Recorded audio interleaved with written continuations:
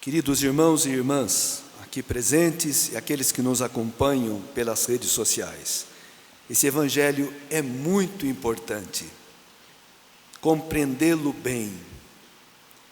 Aqui o texto do missal traz: se alguém vem a mim, mas não se desapega. Mas se vocês pegarem a Bíblia de Jerusalém, vocês vão ver que tem uma tradução literal.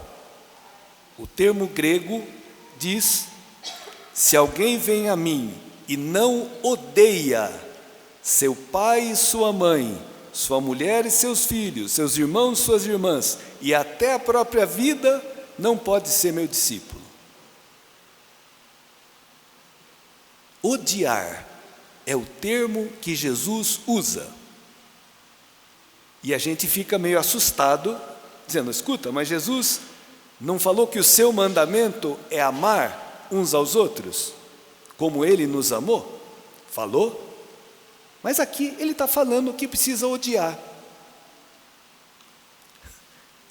Vamos tentar entender isso. Aliás, faz 2 semanas que Jesus disse: vocês pensam que eu vim trazer paz à terra? Não, mas divisão. Mas como? Jesus depois falou: a minha paz eu vos dou. Temos que entender bem, e para isso precisamos do Espírito Santo. Quem entender, não só de cabeça, mas no coração, esse evangelho, entendeu o cristianismo. Porque ser cristão é ser discípulo de Jesus e colocar Jesus em primeiríssimo lugar na sua vida.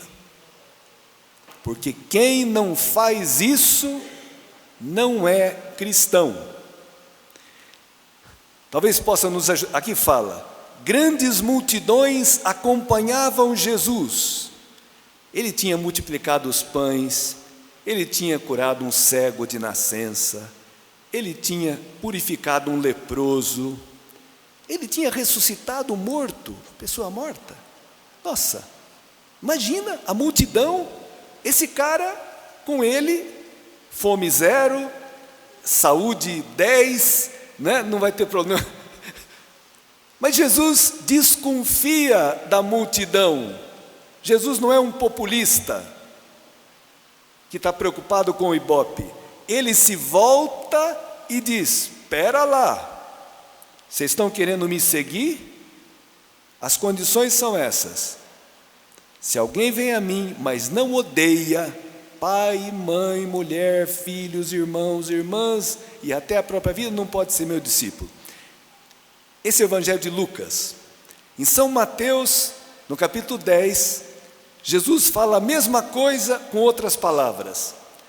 Se vocês pegarem o capítulo 10 de São Mateus, ele vai dizer lá: quem ama seu pai ou sua mãe mais do que a mim, não é digno de mim. Quem ama seu filho ou sua filha mais do que a mim, não é digno de mim. Talvez dá para entender um pouquinho melhor. Irmãos, mas o que significa esse odiar? Querer mal? Bater no outro? Dar um tiro? Não. Não. Significa, se alguma pessoa, por mais sagrada que seja, como é o pai, a mãe, mulher, marido, filhos, irmãos, quiser me impedir de fazer a vontade de Deus, se eu quero ser cristão, eu tenho que dar um chega para lá nessa pessoa. Porque, como diz São Bento, na regra de São Bento, no capítulo 4, ele tem uns conselhos para a vida cristã, e tem um que é maravilhoso, que diz assim: nada antepor ao amor de Cristo. Repito, nada antepor ao amor de Cristo. Por um motivo muito simples, irmãos. porque Cristo é um absoluto, é o Filho de Deus, Ele tem vida eterna.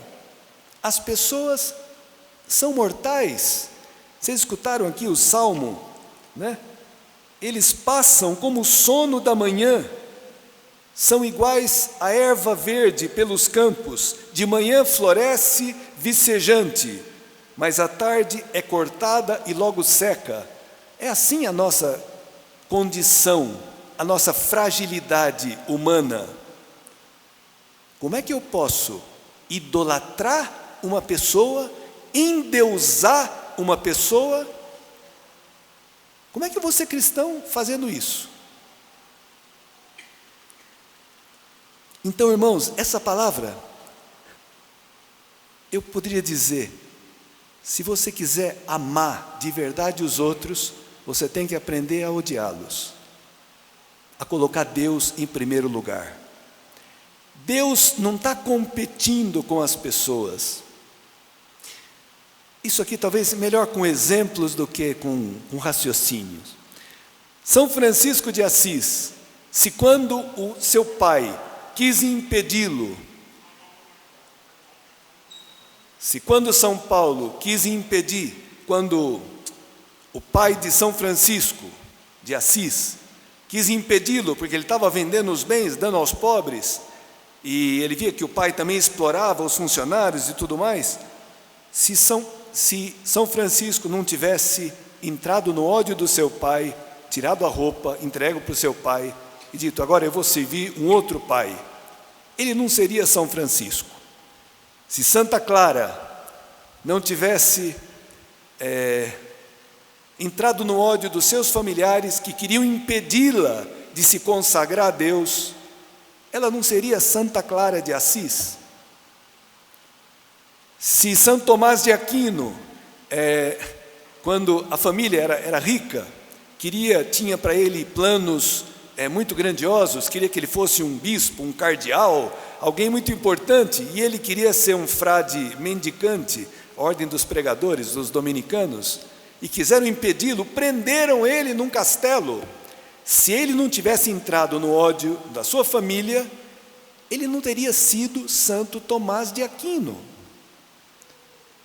Dá para entender o que eu estou dizendo?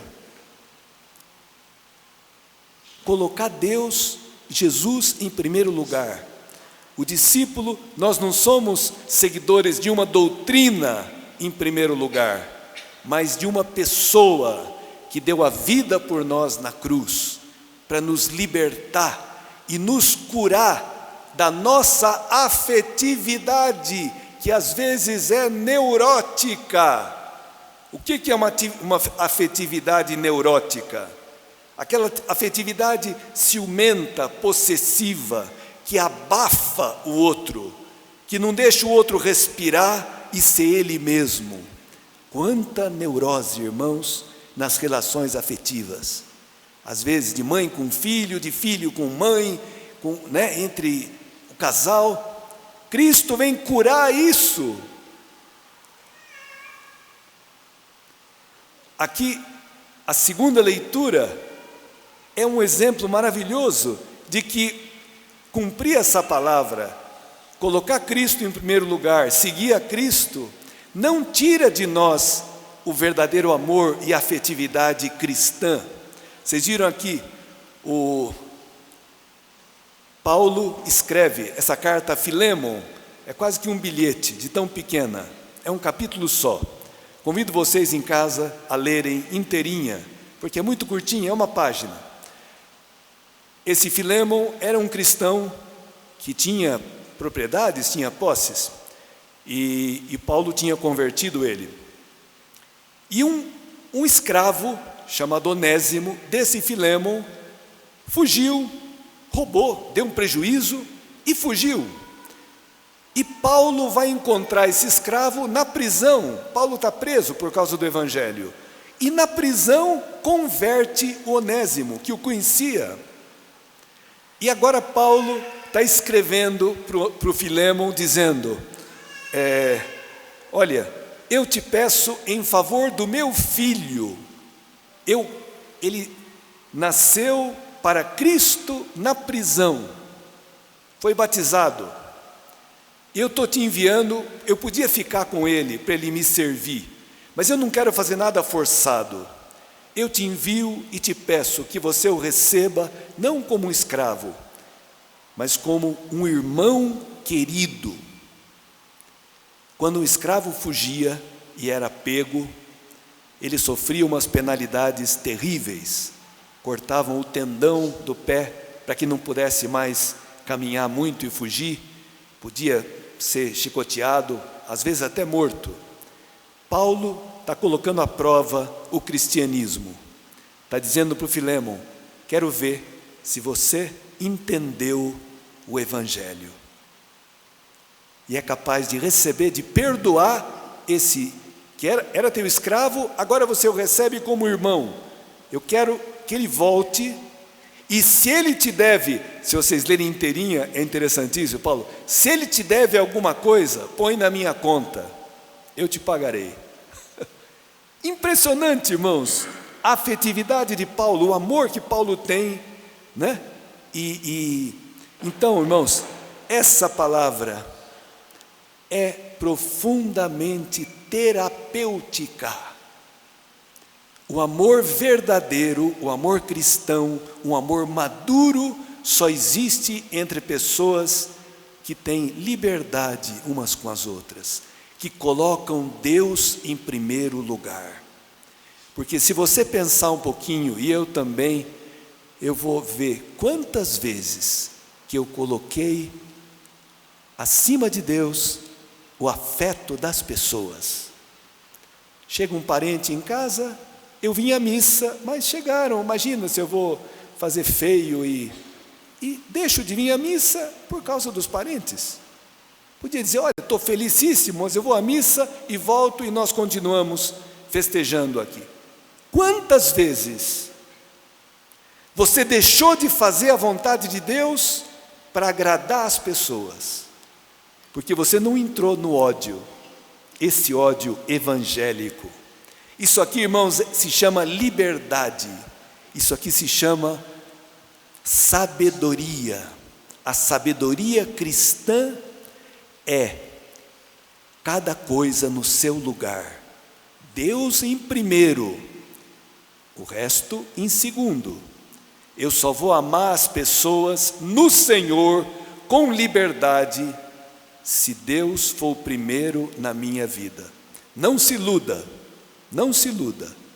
Se o teu Deus for o teu filho, ou teu marido, ou tua mulher, ou padre, ou sei lá quem, você não vai amar ninguém. Você vai ou se escravizar, ou escravizar o outro. Por isso essa palavra é um presente de Deus para nós. E odiar até a própria vida, porque, irmãos, às vezes eu penso uma coisa que não é conforme o Evangelho, e eu tenho que entrar no ódio de mim mesmo, no ódio da minha vontade, no ódio do meu querer, para eu fazer a vontade de Deus. Quem não carrega a sua cruz e não caminha atrás de mim, não pode ser meu discípulo. Porque, irmãos, também, hoje vivemos numa cultura da fuga do sofrimento. Tudo que é cruz, eu quero longura, quero distância. Mas a vida tem a cruz. Se eu não quiser, como padre, fazer coisas, tem coisas que eu não gosto de fazer, mas tenho que fazer, é a minha obrigação. Ou eu carrego a minha cruz e sigo a Jesus, ou eu vou ser padre para mim, para fazer o que eu gosto, o que eu quero. No casamento, quanta coisa que te custa no casamento, das obrigações próprias de um esposo, de uma esposa. Se você não quiser carregar a cruz, teu casamento não dura, acaba. Percebe, irmãos, como essa palavra é importante? É amor de Deus, como que Cristo quer nos fazer pessoas fortes, saudáveis espiritualmente, não pessoas fracas, pessoas inconstantes. Hoje tem uma dificuldade, irmãos, como que na igreja a igreja é um corpo, né? E num corpo, cada membro tem a sua função. Um corpo é saudável quando tudo funciona bem, né? Se tem um membro doente, todo o corpo ressente e sofre com aquele membro doente. Como é difícil, às vezes, as pessoas assumirem o compromisso. Tudo bem, mas a vida é feita de compromisso. Mas se cada um assume a sua função, faz com amor aquilo que lhe cabe, toda a comunidade se beneficia. Mas aquele que não, eu não quero trabalho, não quero compromisso, não quero ter horário, não quero, tá bom, você é livre. Mas que membro do corpo maravilhoso que você será, né? Porque, irmãos, a vida Então, e o Evangelho termina dizendo, fala dessas duas parábolas, calcular as despesas. Aqui em Franca tem algumas construções que foram começadas e estão inacabadas. Graças a Deus, aquela perto da saída virou um hotel e virou um departamento da prefeitura, né? E ficou muito bonito. Mas quantos anos aquele monumento à imprudência começou a construir e não teve com o que acabar, né?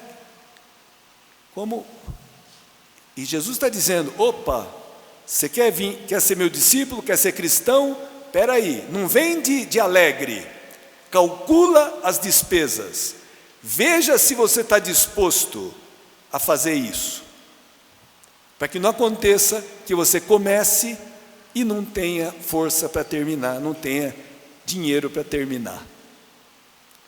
Percebe a sabedoria de Cristo? Aquela multidão que estava vindo, pera lá, calma lá.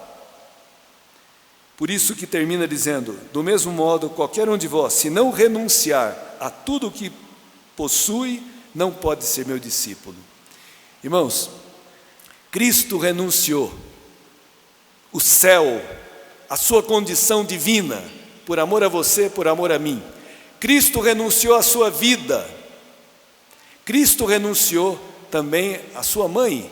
Lembra aquela vez que foram atrás dele, acharam que ele estava meio doido, porque não tinha tempo nem de comer, e falou, tua mãe e teus irmãos estão lá fora e querem te ver. E ele olha para os discípulos e fala, quem é minha mãe? Quem são meus irmãos? Aquele que faz a vontade do meu Pai, que está no céu, esse é meu irmão, minha irmã e minha mãe. Naquela hora, Jesus entrou no ódio evangélico da sua mãe e dos seus irmãos, dos seus parentes, que talvez levaram Nossa Senhora para fazer uma pressão. Então, quando Jesus chamou a atenção de Pedro, que estava querendo, Senhor, Deus te livre disso, o Senhor não vai para a cruz não, imagina, né? O Senhor é o Messias. Ele fala, afasta-te de mim, Satanás, você pensa como os homens, não como Deus? Naquela hora, Jesus entrou no ódio de Pedro, para corrigi-lo, para educá-lo. Naquela hora, Jesus amou a Pedro, colocando ele no seu lugar. Você quer ser meu discípulo? Atrás de mim, seguindo meus passos, não me ensinando o que fazer. Percebe?